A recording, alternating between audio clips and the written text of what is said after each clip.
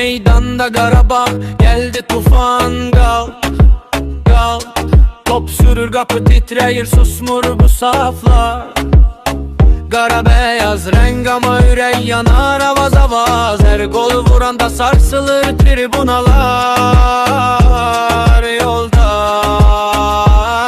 Qarabağ, Qarabağ, meydan senin adına bağırar. Her pasta, her şutta, ürəklər seni anlar. Şəhərdən kəndə herkes adını çağırar. Qarabağ, efsanem qal, qal, meydan senin arxar.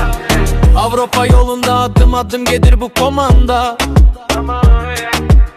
Her zəfər səsi dönür əfsanəyə yaddaşlarda. Rəqib baxır sanki divar önündə donup qalar. Bizimle oynama, qapın hər an yerindən qopar.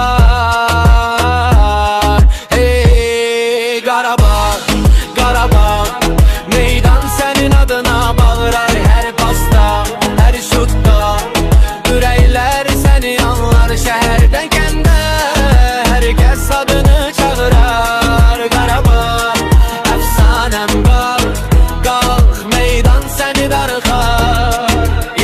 Topu sür, ötürür